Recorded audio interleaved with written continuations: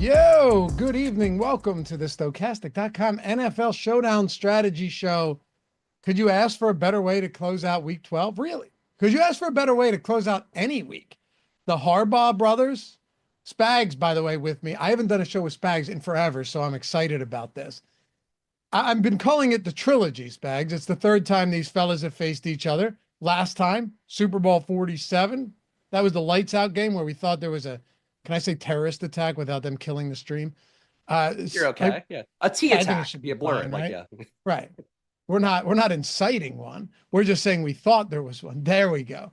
But remember the lights went out in that game in New Orleans, and it was the 34-31, really great game. But I don't know about you. I'm excited for this matchup.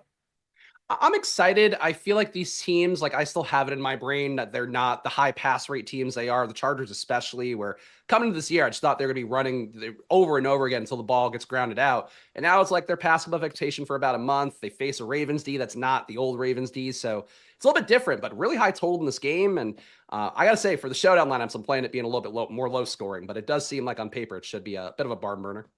I have a theory for this pass rate that we've seen evolve recently, because we know that Greg Roman's the type of fella who doesn't mind running the football. And Matt mentioned they're not actually that great of a run blocking team, which is true. You know, they carved up like the Raiders and the Panthers early in the season on the ground, but that doesn't really move the needle for me. I just think Herbert was actually, I know he wasn't even close to healthy. And like now you see him, his mobility's fantastic. He's got great coaching where you can competently throw the football. Quentin Johnston's taken a step forward. Ladd McConkey's a great young rookie. This guy might lead the league in rookie receiving yards when all is said and done, given the situation in Jacksonville and in New York with Neighbors and Thomas.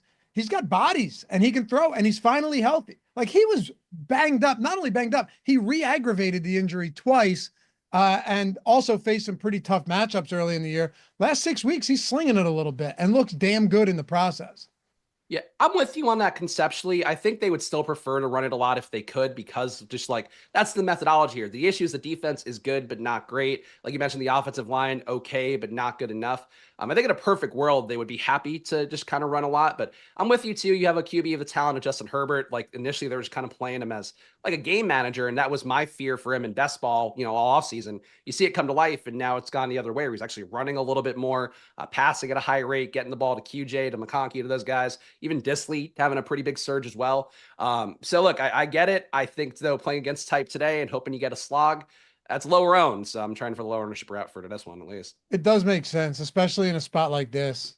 Two good defensive coaches, or defensive teams, I should say.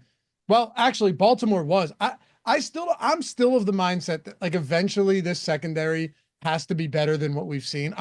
I look at the personnel out there and I go, how can they possibly have fallen off a cliff this quickly? And the moment I said that, they went out there and got just slaughtered by Joe. They won, but slaughtered by Joe Burrow and Jamar Chase. And it's like, well, guess I'm wrong. But you look at it like Kyle Hamilton, Wiggins, Marlon Humphrey, they got guys back there. And Roquan Smith, by the way, out tonight, but they've got players. Does it turn around, or is this just who they are? Because if this is just who they are, we might really be in store for a game that plays close to this total. I think the Ravens, I know the EPA metrics that I swear by, have been showing the Ravens being a pretty weak pass defense all year. 0.06 EPA per drop back allowed, 0.07 EPA per pass allowed. On short throws, you're giving up a positive EPA, 0.2 on deep throws, 20 plus air yards. I give them a 0.5 EPA on those plays. So like they're conceptually not good. I think the main thing is losing Mike McDonald has just kind of made this team into not what it was in the past, and they're not capitalizing as much on guys. That said, if you're going to capitalize maybe against your former offensive coordinator, you know what he's going to do for the most part. That'd be one way for them to get well here. But yeah, Baltimore is just not the team of yore, and they also put up so much production on the offensive side. You end up with a lot more pass-friendly game scripts for the opponents, even though they might not want to pass. Let's dive into it, man. Happy to have you guys with us as always. Hey, if you don't mind, take a single second, help us support the channel, atone for your sins this evening. Hit that thumbs up, subscribe to the channel, both of them, believe it or not, it's free to do so. And we'll gladly refund your misery if you hate it. Forget we ever existed. Click unsubscribe and say goodbye. But I don't think that'll be the case. Thanks to you guys joining us tonight. We got an awesome game to talk about. Spags, we'll hit on the inactives, and then we can jump into this. Matt and I were talking, Gajewski and I were talking this morning about, like, is it possible that maybe Kamani Vidal gets in today and isn't inactive in a spot like this where it's tough to run? Maybe they use him as an extension of the run in the pass game. He is out or inactive. Also, DJ Shark remains inactive, which means that we've got Reagor active and the usual suspects over there. Were there any inactives on either side that stood out to you, or is this pretty much just par for the course from what we were expecting? Yeah, I think all these guys have been in the projections or out of the projections relatively all day. So this has been the same thing I've been expecting. Lad McConkey, we got the early announcement that he'd be going today for me and Rappaport. So that looks good to go. Yeah, nothing too surprising for me here. I feel like I was with you guys. I heard you talk about it with Gajewski this morning about maybe Hassan Haskins being inactive. That's an interesting one where he does get some goal line work, but was actually watching the NFL Pro before the show. Hassan Haskins goal line carries, Laffy. I don't know if you saw this. He was part of like a 3-man backfield back there. Or was Gus, Hassan Haskins, and a fullback, or I forget who the 3rd string RB or the 4th string RB is. But basically, like, they had weird sets where he got those handoffs. So a lot of weird things for the Chargers RBs, but the Haskins one I feel like is potentially one of the biggest traps on the slate. Potentially, that is. Oh, listen, I think it's definitely trappy. What I was speaking more towards this morning was kind of just like, does it hurt Gus Edwards? Because Gus Edwards isn't exactly known for breaking big runs. That is not his bread and butter. If Gus Edwards gets there, by the way, cue up the 80-yard touchdown reception for Gus Edwards tonight. Like, it's just going to happen. He had one of those last year. You know what I mean? Like, if Gus Edwards gets there, you almost, like, let's say you ran this game 100 times and Gus Edwards gets there 10 of them. Does he not score in 9 of 10 or 10 of 10 to get there with his workload? I'm team Gus, man. I think he looked awful to start the year. Fully admit that. J.K. Dobbins earning the role, fully deserved as well. Since coming off of IR, though, Gus has had a pretty good amount of juice, at least visually watching the plays, breaking off some 9-10 yard runs whenever he's getting the ball. That's why it surprises me so much to see Haskins getting any red zone work, and Dobbins too. Dobbins keeping a majority of that workload. Kind of thought we'd get back to the early part of the year, but seems like they don't want to take the Dobbins workload away. He's certainly earned it with how he's played, especially overcoming all the injuries.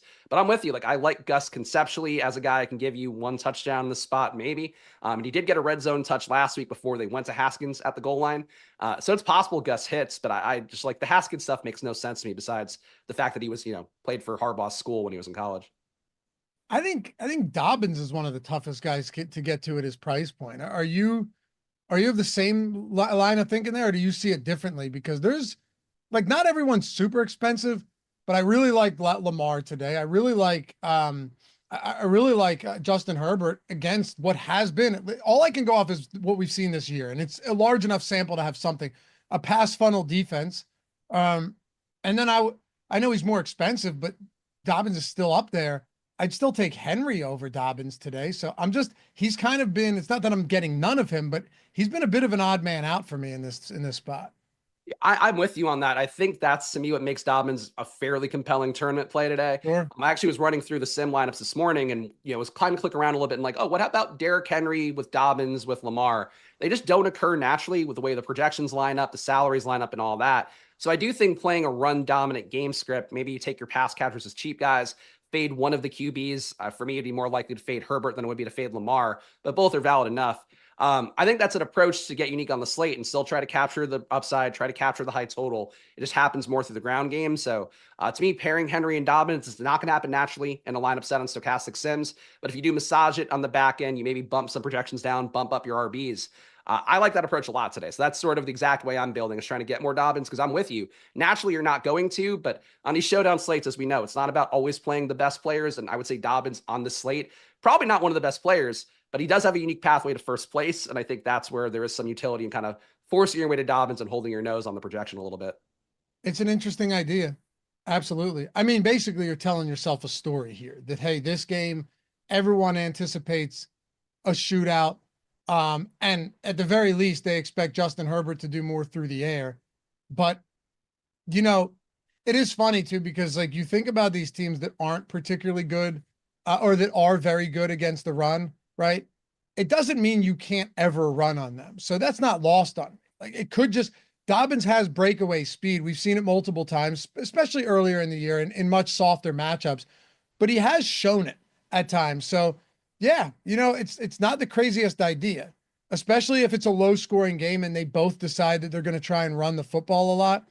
Chargers defense is tough though, right? Because by tough, I mean, if you were to just look at raw numbers, like surface level stats on the Chargers, you'd go, holy shit, this defense is fantastic, right? Like up until last week, they were allowing 12 points per game. But then, and we can talk about EPA, DVOA, whatever you want, but then all you really have to do is look at the matchups and go, well, they hadn't truly been tested until that Cincinnati spot. Even against Kansas City, Rashee Rice got hurt 9 snaps into the game, right? So even there, like that was before they had Hopkins. Kelsey was kind of whatever. They did, so they haven't really faced much good competition. Would you say that this? I would put the Chargers as an above average defense, but when all's said and done, like the dust settles at the end of the year, I don't have this as like the preeminent defense in football at all.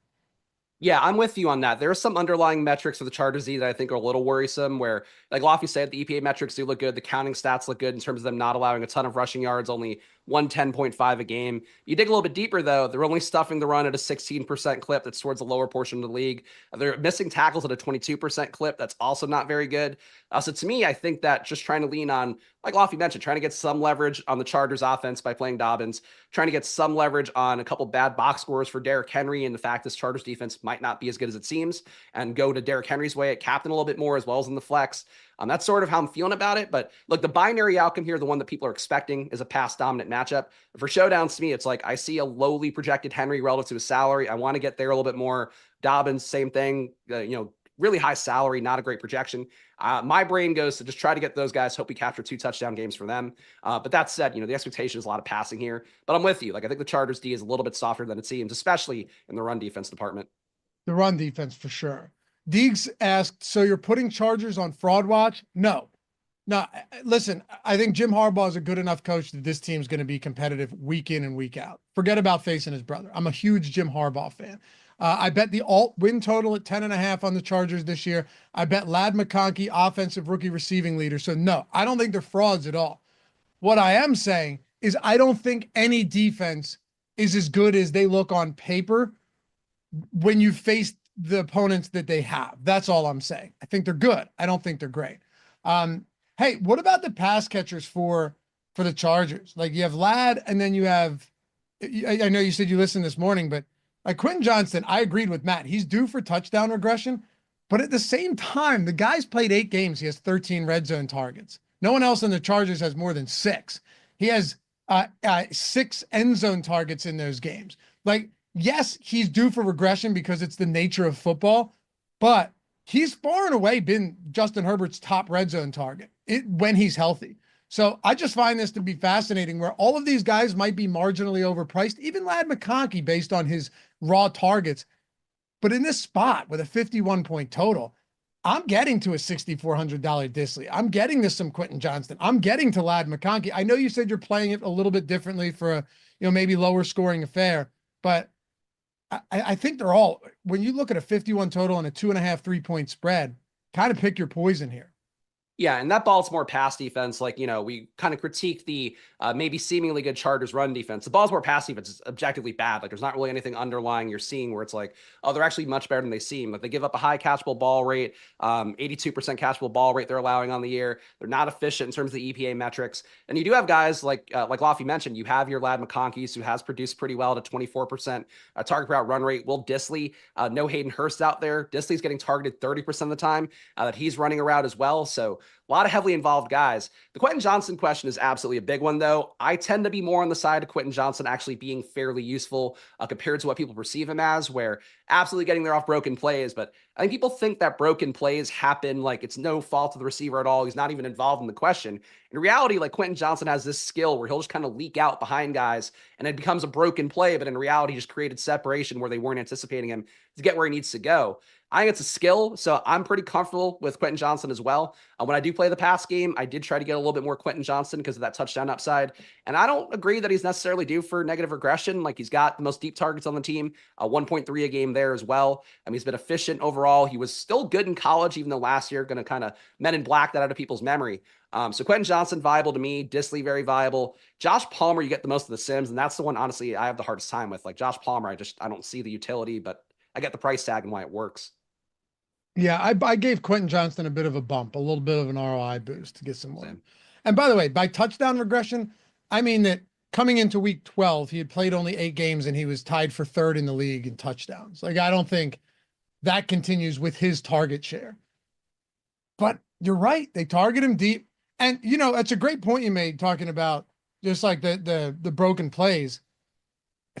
From every game I've watched, and I've watched a lot of Ravens football this year, I can't think of a team that's been victimized more by busted coverage and broken plays this season than that Ravens secondary. Yeah, I know. I agree. I mean, I think the Ravens, honestly, on both sides, like, Likely's probably benefited from a lot of broken plays on their side, but nobody critiques Isaiah Likely for that. I think for Quentin Johnston, I get the negatives, people having him, the priors and all of that, but he's been making something happen on offense, and ultimately, you know, high pass rate team. And the fact too, that you can get there 1 or 2 Quentin Johnston plays, as opposed to, you know, a Ladd, a Will Dissly, where you probably need to get, you know, 5 to 10 targets. I would say probably closer to 10 for those guys to really hit the apex. Quentin Johnston can get you there in 3, 4 targets and have enough for day to make it at least in the flex. So Quentin Johnston, the flex is good to me. Captain, maybe you're straining your eyes a little bit too much. But yeah, I'm team Quentin Johnston for at least this slate. Why not? Where are you at on Ladd today? Because like, he clearly is becoming the number one. He dude's a good football player. It's fun to see Justin Herbert immediately get a guy that he can go to as a rookie. And also, those guys missed like all of training camp together. With both of them were injured. Both of them were banged up.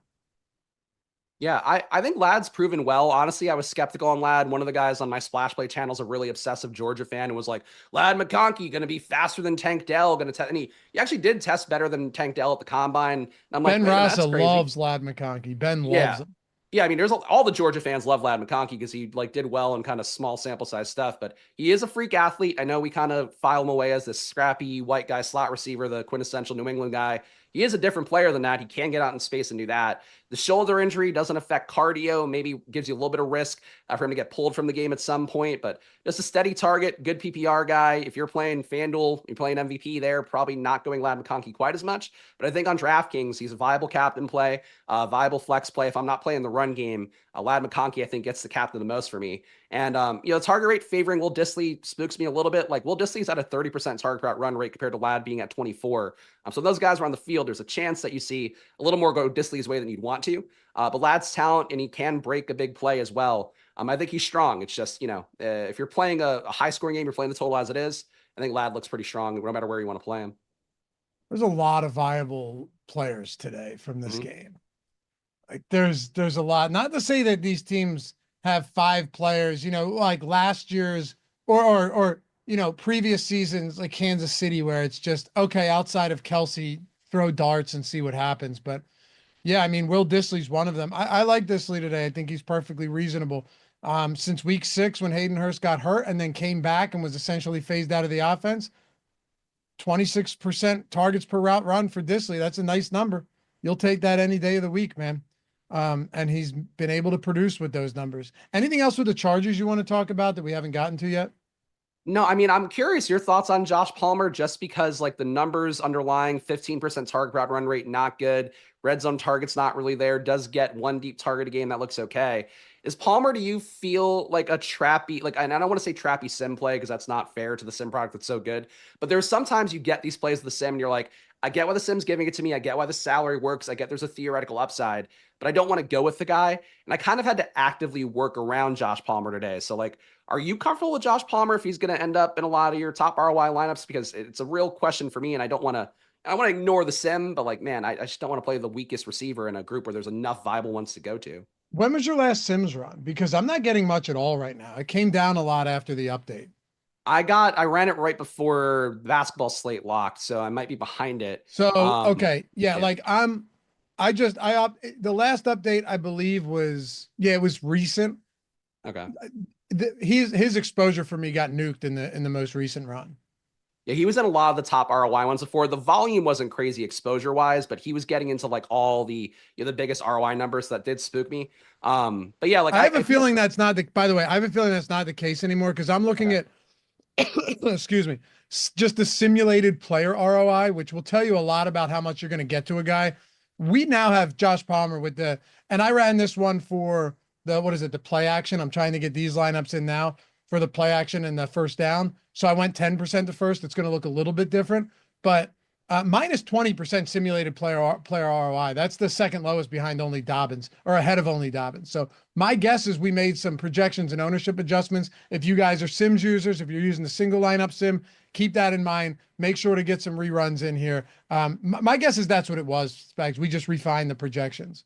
Okay, yeah, that makes sense. Because yeah, I was definitely getting a lot this morning. I'm looking at my exposures I pulled out now because I actually just kind of blind pulled lineups besides a few tweaks before the show, and definitely getting less Josh Palmer. He still pops up in some of the top ROI lineups, but it was one thing this morning. I was like, I need to be careful about this. Like John Bates a couple weeks ago was a similar one where it's like projections kind of moved throughout the day. He then wasn't a priority, at least sim wise. But yeah, I think Josh Palmer's the one to me I'm really not interested in, though I do get as a tournament play why he might have some merits. I don't hate him. And then the Hassan Haskins thing, I'm largely with you here. Like if Hassan Haskins, the issue that I have is that it's a 51 total game. So even if he were to punch one in from the one and that's his only carry of the game, it's probably still not enough. Yeah, it would upset the outlay for Edwards and Dobbins Yes. theoretically enough, but yeah, it would probably wouldn't make a winning lineup if it's just one touchdown and one touch for one touchdown. Yeah, for sure. All right, let's talk about the Ravens. By the way, you guys want to get access to any of these tools, never forget, you can do so extraordinarily easily. One might even say free. See those steps up there on the screen? There was someone today that was like, yo, I'm trying to get my silver tier for Hall of Fame because my first month I got bronze, it ran out. He's like, I'm trying to get silver tier, but I can't afford it right now. I was like, dude, if you have $5 or $10 laying around, you can afford an entire month of core. $100 value. He went and did it right there live on the show because all you need to do is click that first link in the description. Jordan just threw it in the chat. Do it now and live bet this game because sign up on any book you want or sign up on any pick'em site if you're in a non-legal betting state. Click claim offer. Now you have to go through this process. Otherwise we can't track you and it doesn't count. Click claim offer. Take a minute to get instantly verified, deposit. It's generally $10 or $5 deposit. And on your first bet, you're getting $150, $200 in bonus bets with a lot of these. Make a bet, whatever you want to bet, a field goal at plus 350 on the first drive. Wouldn't recommend it, but it would count. If that wins or loses, doesn't matter. The moment it settles, simply take a screenshot of your first settled bet and a screenshot. I assume all of you guys know how to do that, and a screenshot of your welcome email and email us at support@stokastic.com. I gotta say, Spags, there was ever a time to get in on lineups, get in on the sims, get in on the single lineup sim, the top stack, boom bust tool, all these things that are just in the long run going to make you more money and make you better lineups and a better overall DFS player by a mile. My game has evolved significantly since we released these NFL sims at the beginning of last year. Why not do it now when you've got Thanksgiving football, Black Friday, all of the other slates, the Saturday slates, and Christmas? There's only 30 days in November. So you do it today, you're getting all of Thanksgiving, all of those obscure slates, all the way through Christmas. Can't ask for more than that, man. No, and then if you want to keep it going, you get the playoffs, week 18 and all that stuff. You're getting the hunk of the NFL season here, a lot of great NBA slates as well if you're getting some of that stuff. But the link share thing, the link join thing is one of the better deals in DFS where nobody else is giving free months away like that. So it's really simple to do it and absolutely worth your time. Yeah, man. Elway's Army, what's up, man? Said unreal good. Yeah, it's the best offer I think we've ever done. And if you wanted to sign up on 4 books and get those bonus bets, it cost you like $30 total. That's 4 months of Stokastic Core. That's $400. You could double up 2 months of NBA, 2 months of NFL. Shit, you want a month of MMA? Do whatever you want. We got sims for all of them. Link in the description in the pinned comment. If you have any questions, hit me up for sure in DMs or in the Discord because that comes with any package you get when you join. All right, let's talk Baltimore. Lamar Jackson, is he your highest exposed captain right now? Yeah, he is. I did try to move away from him a little bit to get more Derrick Henry just to get a little bit of leverage there. It's pretty high ownership for Lamar at captain, even with it being Lamar. Let me check to make sure I'm updated here in terms of ownership. But 25% ownership was the projection before. 25.7 is where it's at now. I certainly get it for Lamar. We've seen it happen enough times, though, on some of these primetime showdown slates where Lamar doesn't make it at captain and he's probably a little bit overowned.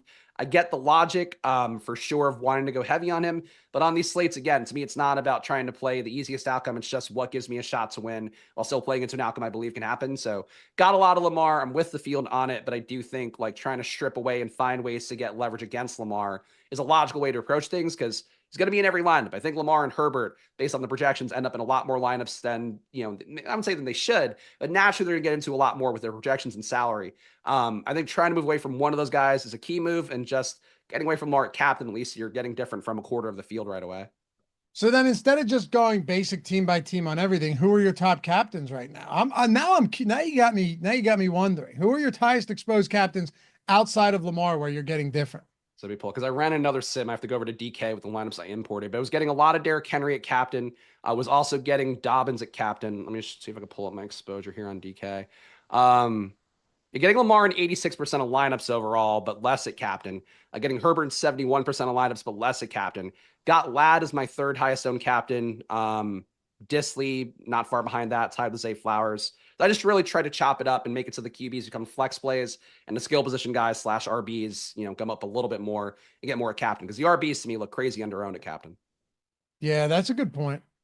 I mean, especially, so how much Dobbins exposure at captain do you have then? Dobbins, I'm at, looks like 12%.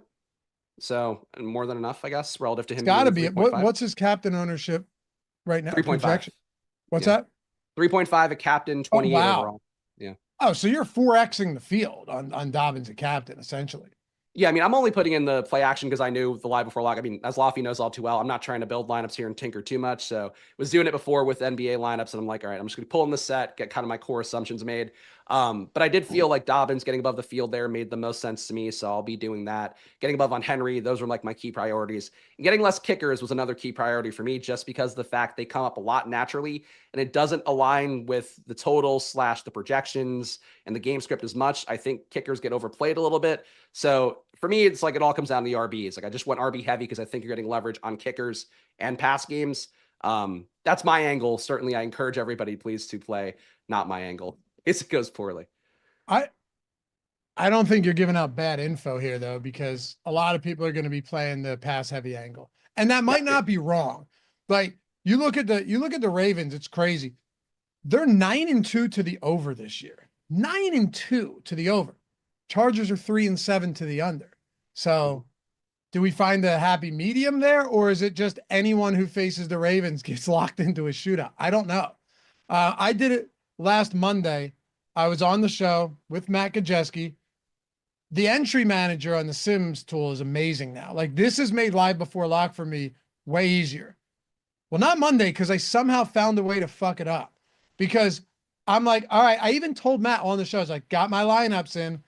After the show, I'm like, well, I know I have a lot of him at captain. I know that it was the Houston Dallas game. I was like, I know I got a lot there. I got a ton of mixing with Kevontae Turpin. This is solid. And I look and I have one lineup with like 67 entries. And I go, you gotta be fucking. So now all night I'm just sweating a min cash, because if you min cash on something like that, you probably set a profit, nice little profit. You're okay. Yeah, because usually I go into showdown slates expecting to lose money. It's just the nature of the beast, right? Like it's just the way it goes. You're hoping to hit the big one once, and I ended up min cashing, and it was a nice weight off of my chest. But it's easy to screw things up on live before lock, man. It is. That's why I was like, it's better off just I'll pull whatever I get in advance. But I think showdowns are an interesting thing, and I think they're tough to talk about as a content creator, because you have your primary assumptions, which the sims are based off, which everybody's doing, and that's sort of the right way to play. But then for a showdown, you're also trying to say, okay, what can happen within that spectrum of things that's different from that primary path people are going to take? And to me, that's like, playing a little bit more run game, playing whatever. But there's certain slates too, like last week with Joe Mixon. I was on the show with Greg, I believe. Right? Was I? No, maybe. I did something recently where I talked about this. And I was like, I'm not going to avoid Joe Mixon. I'm not going to avoid like any player like that who's got the crush of volume and a good matchup. Here, I just don't feel like there's any player that makes me feel that way. Like I think I get it. Yeah, I like Herbert. I like Lamar, but there's enough pathways for them to not make it in the flex, to barely make it in the flex. So I think there's a little more choose your own adventure to this slate, but obviously projects are going to push you to a shootout. So Follow your And heart. what's cool with The Sims too is you mentioned it. You can massage it to still get that style of game. You know, like you can still massage them to get what you want and know that there's still plus EV lineups, like positive ROs, positively simmed lineups. Well, That's yeah, all. it's Yeah. like your interview with Bunt Cake you did after he won the $1 million, and he's like he talks about how he'll run the sim and then see what the sim does, and then change one or two things in it and run the sim again. If you change those underlying assumptions just a little bit, but still keeping within a range using the boom bust tool, stuff like that, like that's sort of the way that I like to play it for Showdown.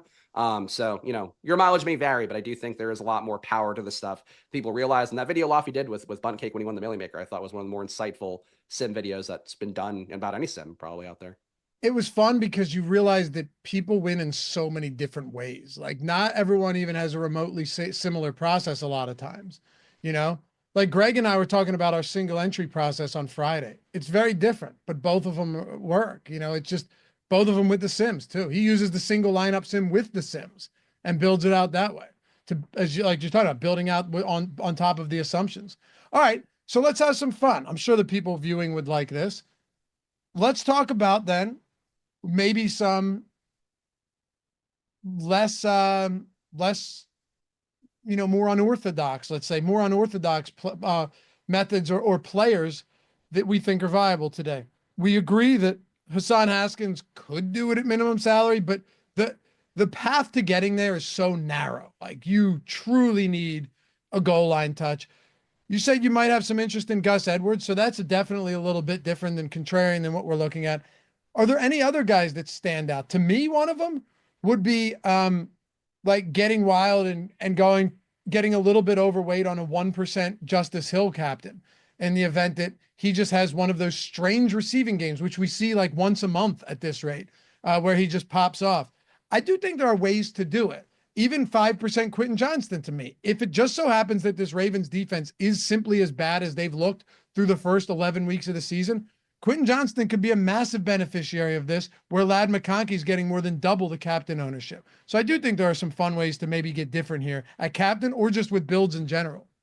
Yeah, and I think too, like if you're going to play a Herbert captain loading up on the Chargers pass game, one thing that stood out to me, what I'll do as part of my process is I'll run the core projections and an optimizer just to get a read on like what the kind of underlying projections math will drive people to.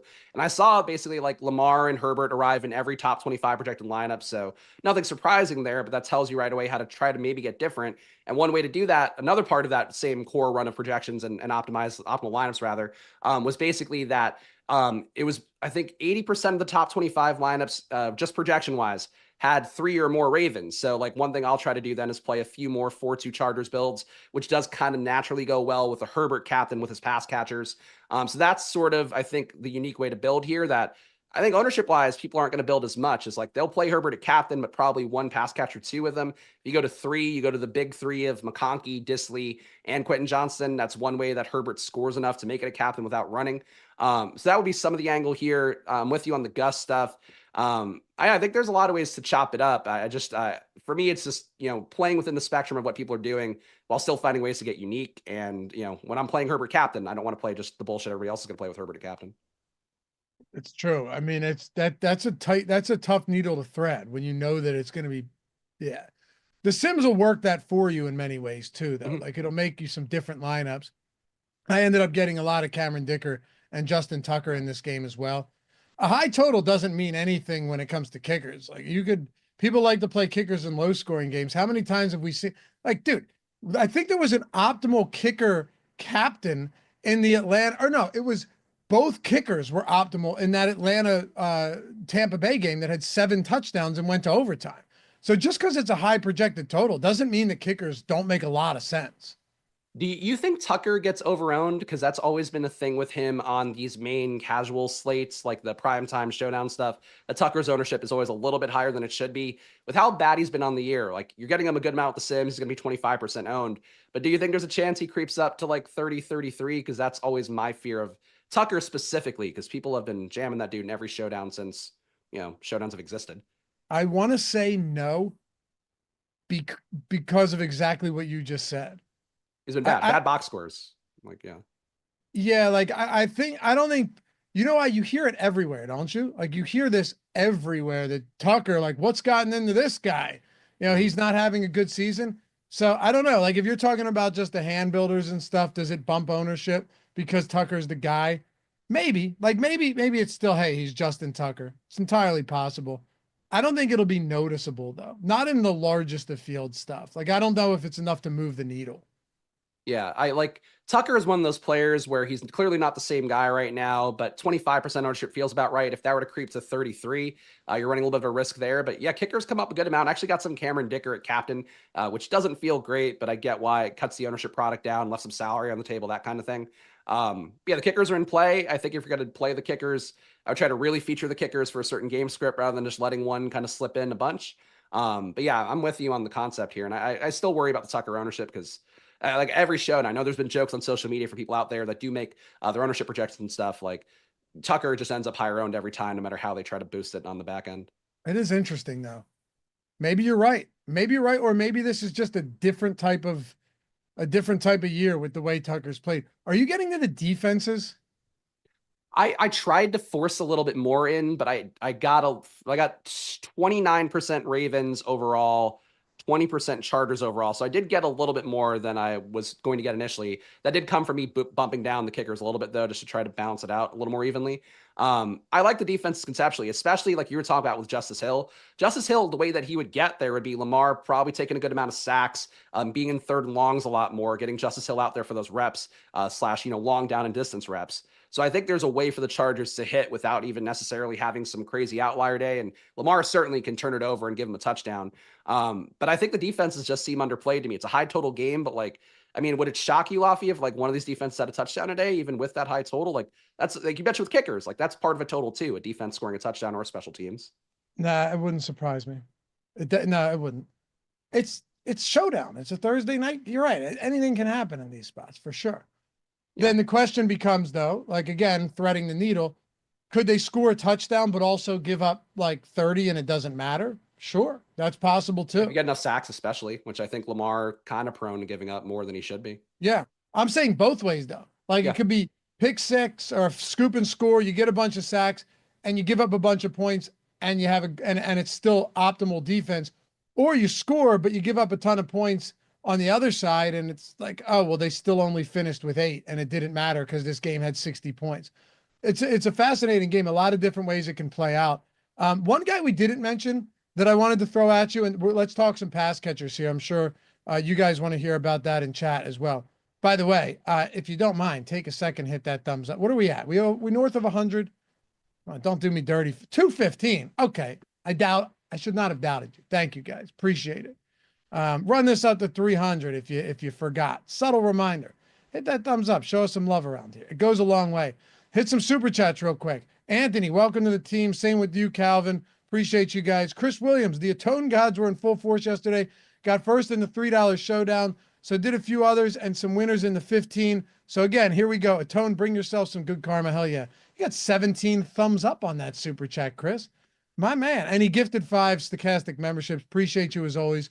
SC, $30 super chat. Yo, just dropping this to say thank you guys. I shipped the $15 last night in addition to the 3 and 5 for a total of 16,000. Hell yeah.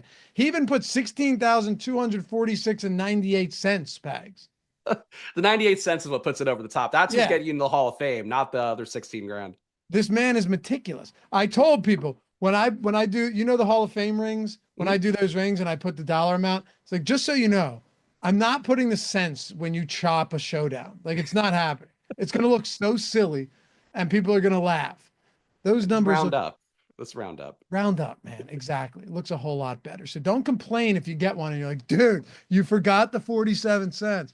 Thanks for COVID Greg Deadass. I shipped the, I guess he's joking. I shipped with that call, even with 0 fantasy points. I don't blame, if it was Greg, I don't blame him for saying that. Covey last time he started, before he got hurt, won someone. I almost shipped that had Barkley not dropped. Anyway, SC gifted 50 Stokastic memberships. My man, thank you, dude. And Patrick, member for 2 months. It looks like you got a super chat, but I don't see it. If you had one and you wanted to say something, Jordan, keep an eye out for him. 50 thanks, memberships. guys. That's a lot of memberships. It's a lot. And when it happens, it just it's like the porn bots when they remember the old porn bots in chat. They're not here anymore. I feel like sometimes you get the stream spam Yes, bots, but yeah, not so much porn anymore for whatever reason. the stream bots. Yep, and it always comes in on live before lock. Well, they Or know where the audience is. yep, and it might come in here as well.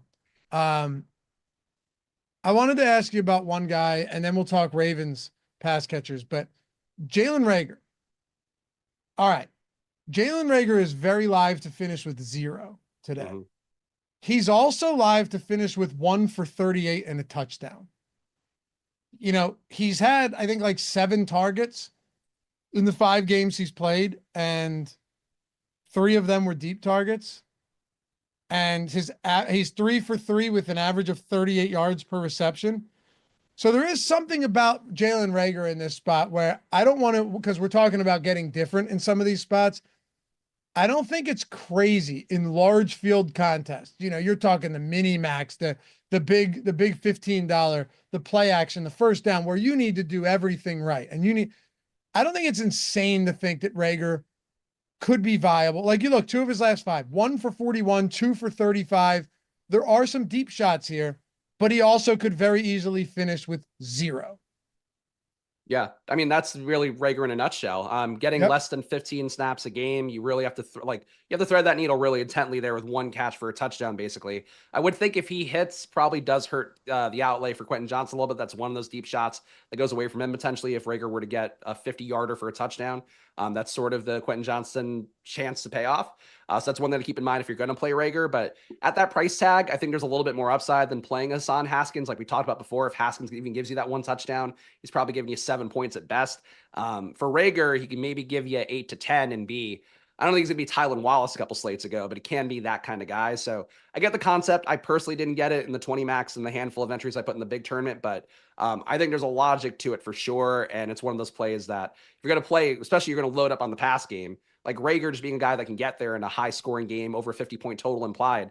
Rager's one of those guys that just can happen to get there, and you don't like him, but you can hit. I don't like it either, but it could hit. Why would you? I mean, especially a former Philly guy, like, you don't like him. Oh, gross, man. He was and one then over we got to Jefferson, talk right? about They took over Justin Jefferson. Yeah, and DK Metcalf and a bunch of other guys. Yeah.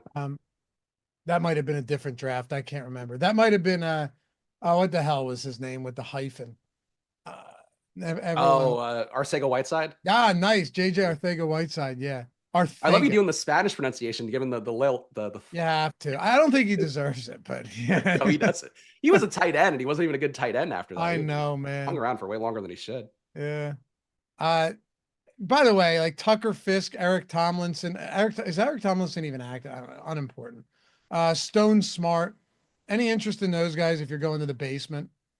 Stone Smart is a $200 play. I mean, look, I think people were, I don't know if they were complaining about Covey in the chat or whatever, but like the main point of Covey yesterday, like Lofty was talking about, was that he had $200 salary and he allowed you to get the other players in. If he scored anything for you, great. He didn't have to expect those guys to have a 0. Right. That's the thing. Like, sorry, go ahead. No, but I mean, that's exactly it though. It's like, it just gets you on a lineup construction that fits that $200 guy. If they give you points, great. So if you're going to build a lineup that fits in Haskins, Stone Smart, Tucker Fisk, all these guys are at least over 1 fantasy point projection. We have some showdown slates where the $200 guys are like 0.5, 0.3, and you really don't want to go there. Here, you're at least getting 1 point, so I can live with it. And Reagor, you're getting 2 more than that. You're getting 2.3x the value at a 2.3 projection. So these guys are all in play. Ideally, you want to play them, though, in a way where it's like, you're playing, I think, a unique combo of guys, not like all the star players and that $200 player gets you there.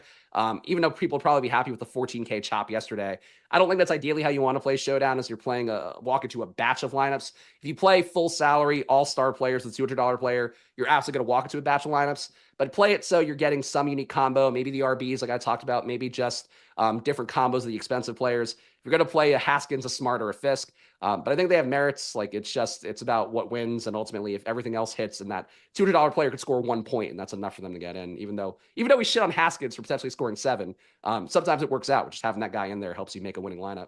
Yep, exactly.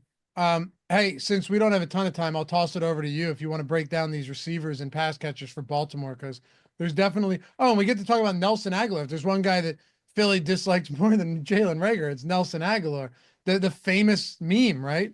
Unlike Aguilar. So yeah, poor Aguilar can't catch a baby, but well, he can. But yeah, I think for Baltimore, look, it's kind of chopped up now with Deontay Johnson out there. He's a weird player to me because they clearly seem to want to get him involved, yet his old coaches don't seem to like him. The team itself doesn't talk that positively about him. They view him as kind of a pure backup, but he's in the mix now. You do have those random phantom Aguilar touchdowns. I still think the most appealing play is Zay Flowers. It's not going to be a shocker to anybody, but I think he's kind of getting lost in the sauce a little bit with how you have Bateman, who has some theoretical upside. He's cheaper, easy to play. Flowers, to me, kind of an awkward price tag, like the RBs. I think getting to those awkward price tag guys with a tangible ceiling feels pretty good. Charters D is tough enough on paper on the year, but I think Flowers having an upside day here and being a little bit less owned than he should be. He's projected for, let's see, got the number here somewhere. Projected for 37% overall, 8% in captain. I think he's valid in both spots, the flex and the captain spot for Zay Flowers. He'd be my preference. Mark Andrews, I think, gets a little bit overplayed. I would probably take the shot at Isaiah Likely at similar projections there, similar price tags as well. But I think it's Zay Flowers or bust for me. And I'm sure Bateman can hit and win. I like Zay a lot. I don't think Zay is owned enough for a guy who is, to me, like a clearly defined wide receiver one. But Baltimore just is a little bit of a hard target to hit with their receiving core lately. Oh, dude, it's a big time moving target. I mean, do you have a true feel for the difference between Andrews and Likely right now? Likely does better when he's not usually a first read. I know from the fantasy points data, like the way basically he wins on broken plays. So against a tough defense, you're not going to hit the first read theoretically as often. The first read targets go to Mark Andrews more, but if plays break down, Likely can get there. So obviously the week one where he had a ton of broken plays, that was when Likely had his best game. So if that happens here, if they find a way for just Lamar to keep drives alive, Likely tends to be the one to benefit from that. So I get the projection for Mark Andrews. He's been good. He's been a pretty solid floor guy with a little bit of a ceiling. But on a slate, again, a showdown slate, Likely basically the same price tag. He just doesn't get played as much. Andrews projected for 25% ownership, Likely projected for 20.9. And I think that's might be a little bit higher than Likely actually ends up. I think the field's going to want to go to Andrews. I don't think they're going to want to go to Likely at the exact same price tag, basically. Damn, dude, SC's just making it rain in here. Oh, Mormon? Geez, he needs to go find my YouTube channel, man. Go I've Go to every YouTube channel that's nice and give out these members. This is crazy. been spending the last couple minutes getting bets in portfolio EV and using the mass entry tools bags. And Portfolio EV crushing lately, man. I know. Do you use it? I don't have access to it, unfortunately, because I had a competitive product for a while there, but now I don't. So I should probably buy this okay. to get it. Well, Yeah. you should. Don't worry, that's long dead now. So we're all You good. should. You should, man. You should use it, win a bunch of money, and then start another competitive product with your winnings from portfolio EV. I'll tell you, that shit costs so much money. Getting good betting data in, obviously Stokastic does it for you guys. You don't have to worry about it. Boy, you try to start a betting data startup, that shit costs you like $5,000 a month, and you got to get members really fast, Law. It doesn't work out that well. Yeah, absolutely. Absolutely. But this has been a print fest, man. And if you guys, I tell you every time, you ever want to use it, we have a promo exclusively for anyone who watches these shows. We don't broadcast this, advertise, do anything elsewhere than you guys that watch the DFS shows, not even on the Odd Shopper shows. Exclusive. That's the promo. 30% off. Link down there. If you want to learn how to market-based bet with a top-down approach and make money consistently and take all of the stress out of it, take the research out of it, place upwards of 100 plus bets. I have like 130 bets in today. And I just do it throughout the day as they populate. You're pulling for those small edges, and each morning you wake up and the large majority of them, your bankroll is up. You want to take your family and kids on a vacation? I'm not even kidding. Like this is the way it's, you want to put a down payment down on a new car. Greg started with $100 bankroll and he's up to what, like 400 a month into the season. Yeah, I think it's 4x within 4 weeks of doing it. Yeah. And think about the compounding returns there. So now you're dumping 100 in every day. You're emptying it. Then you're dumping 400 in every day. And then you're dumping 1,000 in every day. Once that starts to catch steam and you're able to get like 5,000 down a day after starting with 100, 500, whatever, it's massive. Links down there in the description. If you're still unsure of how it works, but you want to make money doing it, sign up, use the promo code exclusive, hit us up in the Discord. There are some super sharp people there that would love to help you out, including myself. I'd love to help you out. I won't go by the label super sharp, but I know how to use this tool and make money with it. I can tell you that much. So use exclusive at checkout and links down there. Odd Shopper Portfolio EV. It's going to change the way you bet and it's going to make you more money.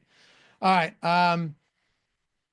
Also, another So 50 memberships from SC, by the way. He's dude, he's just blowing it up. I can't even read the other super chats. Brandon Wagner. Hey, Brandon, $10 super chat. Sorry for another Sims question. No worries, dude. But for the higher single entry on DraftKings, is it just plugging in the top ROI lineup okay, or should it be tweaked? Well, I'm never really looking to tweak them, but with single entry, I can tell you for like main slates, Spags, I actually, so if I have like 3 in the power sweep, a spy, a reds, like those ones, I go down and I hand select all of my lineups, and I like to get different quarterback exposure. Maybe not for every one of them, but I like to spread it out to give myself an opportunity to hit one big. If you're just playing one, how would you do it in the single entry on a showdown? I still probably wouldn't take like the number one entry no matter what, because you have to keep in mind you're using a fairly popular product that a lot of people use, and that's I think part of the game theory of this whole thing. But I would say trying to pivot, like maybe you take not the highest owned captain guy, you pivot to the second highest owned or something you feel good about, but definitely a little more cashy in the high dollar tournament. So you're still trying to play nothing too flimsy, but I think just trying to deviate, like keep in mind the players you're playing are going to be in the exact same boat for the most part, a lot of them. They're going to take that first lineup, the highest ROI one. They're going to go like, I don't want to lose my money. For you, there's a little bit of EV and just trying to pivot off that a little bit. So I don't want to tell Brandon how to spend his money, but I do think that's sort of how I would try to approach it. Yeah, absolutely. That is now 170 dropped by SC. He must have had a good weekend, man. He must not have played Kareem Hunt. Yeah.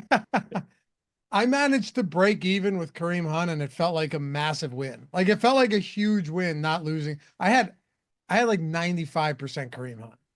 Yeah, I had like 90% Kareem Hunt, and I had Jaden everywhere with McLaurin too. Like I did the right moves, and I just did not get there. Kareem Hunt killed me, and Brian Robinson too. I had him like 40%, and that just slaughtered me. Kareem Hunt and Robinson together were The dead. Robinson one was tough. I'd say we got a little lucky on that Terry McLaurin touchdown, potentially. No, because they should be doing that 10 times a game. I Know, like know. it's just so stupid the way they coach. I'm too obsessed with the Commanders because I'm like big in basketball on Jaden Daniels, and that's been my take since January. And I watched them play, and it's like, Cliff, stop being a fucking donkey and just throw the ball a few times. And instead, it's like, yeah, you get an 87-yard play. It was lucky, yes, but like if they did that I'll 5 take times a it. game, probably has 150 yards. Hell yeah, I'll take it. I'll take it. We're dueling here because I have the Bo Nix Offensive Rookie of the Year ticket. I like Bo Nix too. Like I was big on him. I got I kind of love spooked. him, man. I got spooked by the industry, like off of him in like July or so, where people just like, oh, Bo Nix, blah, blah, blah. And he started the year slow and like, kind of gave me like, all right, I guess I didn't need to go crazy on it. But I had a lot early on. He was so efficient at college. Honestly, a better rookie class. Even Caleb, now with the new coach, looking back to himself. So, and Drake May, people love him. He's a player. He is. It's going to sound dumb. I watched that one preseason game where Bo Nix started, and I went, all right. Like, and I know, again, I know it's preseason. I was like, this guy has something. Like you can just kind of tell sometimes, like, oh, he might get there. He might not, but he's got the tools. And he's been good. Not a bad class. Drake May's got some real potential. He just has no pass catchers. Could some good quarterbacks there for sure. Commander's fallen off a bit lately though. I know. They're not ready for prime time. I thought they would be like a 7-9 kind of team, or 8-9 kind of team. That's kind of looking like where they're going to go. But then they were so good to start the year. I'm like, hey, Super Bowl hype. But they think they're better than they are, and they play more risk averse because of that. And it's not the way to win. Okay. Never the way to win. No, especially when you're not just steamrolling teams. No, their defense sucks all right. too.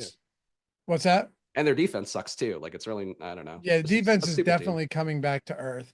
Jim Parrish said, can you guys answer my question? Thanks. You got to ask again, Jim. We just had 790 gifted memberships, and the chat has now been completely nuked. So I don't know. Malcolm, Dave, who is your captain and MVP? Multiple of them, but the highest exposed, Lamar, Herbert. I did boost Quentin Johnston a little bit, just hoping for that big game. Lad McConkey, Will Dissly. I'm going a little bit more traditional than Spags today, I think. Yeah, I went heavier on Henry, heavier on Dobbins. Still get a good amount of Lamar, McConkey, Dissly. Not many Ravens pass catchers a captain is the one observation I have. Hey, here he is, Spags. $20 super chat. Another from SC. Thanks, man. He said, I owe it to you guys, man. Wouldn't have been possible without you guys in chat. Played Kareem Hunt and Showdown, saved for what it's worth. Thanks to Greg and my Covey pivot, even with 9 fantasy points. Oh, okay. SC was the one. Was SC the one earlier that super chat? He must have been. Anyway, thanks, dude. Thanks, dude. Hey, anyone we haven't talked, Derrick Henry's, I usually don't spend a ton of time talking about the chalky guys on these shows because I think it's less important. Look, Henry can ruin your night. He can make your night. It's that simple. But Justice Hill gets a lot of work. If this game ends up being the way that you think it is, then Derrick Henry could absolutely be the highest scoring player on this slate. That's what I'm hoping. I think it's worth the exposure. 10% captain ownership for Derrick Henry on a slate where Lamar's getting 25. I try to get even on that, and I think I did about as well as I can. So, playing RBs a little bit more would be my hope. But people have 2 minutes left, so they're stuck with what they got no matter what. This is true.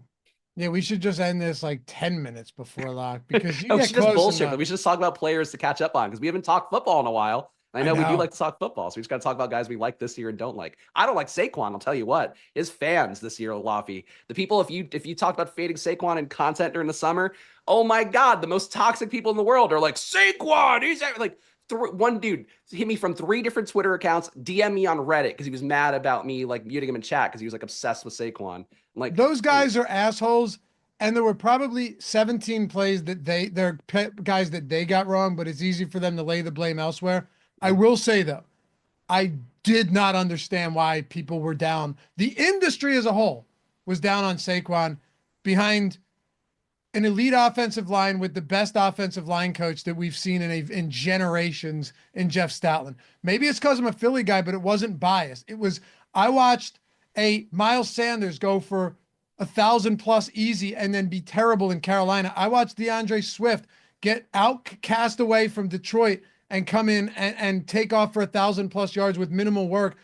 And then I saw Philly for the first time in my lifetime pay a running back. And the first thought is, why, when you're paying a running back the amount of money that they're paying him, is he not going to be a legitimate, bona fide bell cow back with that type of money? Because they don't pay running backs. Yeah, I thought he was going to be 20 touch Miles Sanders. I think that's basically like what which would be good, but it wasn't quite worth second round capital in me. So that's where it was off. But people don't understand the nuance of that stuff. And look, if he's working for you, great. But now he's the chalk in best ball. So I got plenty wrong. That's what I'm talking about though. Like Saquon, I got very right. A lot of other guys, I'm looking at it now being like, ooh, that was not even close to accurate. So a lot of guys to get wrong in this NFL season across the board, especially wide receiver. Big time, dude. So it's super easy to victory lap shit. It's super easy to victory lap that. Saquon was one. Yes, I took a stand there. And again, maybe it's not even the Philly bias, but the really truly understanding Philly never paying running backs and that. But it is what it is. We get things right. Next year he'll go first overall and he'll get hurt after one game and we'll repeat the CMC cycle again. Oh God, it's going to suck. The Le'Veon Bell, there was a Le'Veon Bell first overall. The holdout year, he was terrible. Happens all the time. All the time.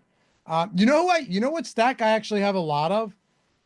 I actually kind of went, the one spot I went, and by the way, appreciate to all of you guys who hung out and are tuning out now, but Spag's not going to talk for a second. The one stack that I went against the grain on, and I'd love to know you're against the grain stack for best ball this year, was the Justin Herbert Charger stack because it was truly dirt cheap. And I was getting Lad in like the 7th or 8th round, really earlier in the summer. Herbert was free. And then Quentin Johnston was essentially free as well. So I went a little heavy on that one, just thinking, you know what, as my secondary stack, I don't hate that. And the last 6 weeks, it's actually played out pretty nicely. Yeah, I dollar costed Laffy down. Dollar costed you down, Laffy. Dollar costed Herbert down a little bit, unlike you, I guess, because I was just like, the price tag was too high in the beginning. Then it kind of leveled out and people started to freak out about the pass game not being there enough. And I grabbed him there. But I think it ends up like Herbert might be a guy that doesn't advance a crazy amount, but is really valuable for the playoffs. So that's good. My biggest stand was Jaden Daniels. Like I went 33% of him, 33% of Terry McLaurin. Like that was what I was locked in on, and everything else kind of built around it. But look, there's a lot of valuable Qs. Baker Mayfield right now is like QB2 on the year. And that's one that was going in the 170s for most of the best ball cycles. The only problem there, right, is that if those are stacked with Godwin and Evans, right, you got to get that 0. But Godwin carried people so far. Like Godwin's still the wide receiver 10 on the year, I think. Wide receiver 11. Is he really? Yeah, having missed like 5 games, at least in half PPR. Holy shit! How is that possible? He was really good, and everybody else is really bad. So wide receiver, very fun. Who's your biggest miss this season? Marshawn Lloyd. Barkley. What? Marshawn Lloyd. Oh, were you high on him? Oh, I had him the same amount as Jayden. I had him in the third of lineups. I was like, this dude is a smash. And the thesis of the play is right because the backup RBs for Green Bay are doing a lot of good work right now. But Marshawn Lloyd is like the Simpsons softball meme where he has torn his hamstring. He's now had appendicitis. He's just so unlucky, but he was a beast. Like Bucky Irving and Marshawn were my big rookie stands. And I think Marshawn would have been like Bucky if he played, but now we might not see him if we do see him till week 16. Mine is probably, just looking through all of this, it's got to be Dalton Kincaid. Oh yeah, high price tag for him too, which is tough. It was, but it was generally with Josh Allen teams, and I wasn't like quad stacking Josh Allen.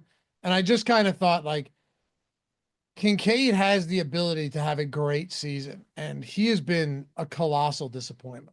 Yeah, and he's hurt now too. It's not good. I mean, that entire Buffalo stack is really not valuable, which kind of sucks because it's killing Josh Allen with, even though he's paid off his ADP. But that's basketball. Then you man. bring Basketball's Amari gonna be weird Cooper next in, and year. it just throws a wrench into the works anyway. Yeah, absolutely. Is Breece Hall a miss? Because Breece Hall's had like 2 good games. Yeah, I faded Breece Hall entirely. I faded the Jets because I actually predicted this exact thing we're seeing right now, so I was away from them. Garrett Wilson's the one I felt worse about there because he's actually been pretty good, and I thought I just wasn't impressed by him in his run so far, but he's been good this year down the home stretch. That's the shitty part of best ball is like people are going to find out that your pod luck and these guys getting ruled out all of a sudden when you expect them to play. It's going to be tough down the home stretch for a lot of chalk teams, I think, right now.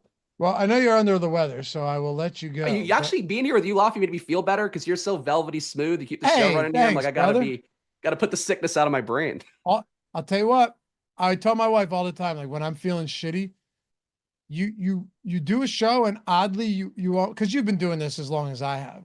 Mm-hmm. You do a show and it's subconscious. It's not intentional. You kind of just snap out of it. Now, don't worry. You'll go back to feeling like shit momentarily the moment we end this stream. But during the stream, there's something about it where you kind of lock in. You know what I mean? And then you're okay for a time being. Oh, no. Yeah, I feel like a little bit clammy right now. And I know when I go and watch Derrick Henry and J.K. Dobbins not get any points today, I'm going to be like, well, just sleep through this one. But yeah, for right now, this is a great stream. Glad to be here with Lofty. Lofty, it's always a pleasure seeing you. And thank you to all the fine folks having me on this little showdown live before lock here. Glad to be here. Thanks. Where can they find you on Twitter? Follow me at Chris Spags. Check out my Splash Play, NBA, and NFL channels if you want more content from me, where I do a lot of stuff with Stokastic as a proud affiliate over there. But yeah, I'll be back on Deeper Dive for NBA on Wednesday, I believe, for that fucking 15-game slate. It's going to be Dude, those are the fucking worst, man. And it's like Thanksgiving too, so all the guys are going to be questionable. It's going to be legit one of the worst NBA slates ever. And then you're going to come back, and then since there's no games on Thanksgiving, there's going to be like 13 or 14 on Friday probably too. Mm-hmm. Yeah, great. Sick times. The way it goes. Appreciate you guys. Have a great night. We'll see you back here tomorrow. First look, baby. We're going to do first look Thanksgiving slate. First look Thanksgiving slate. It's one of my favorite times of the year.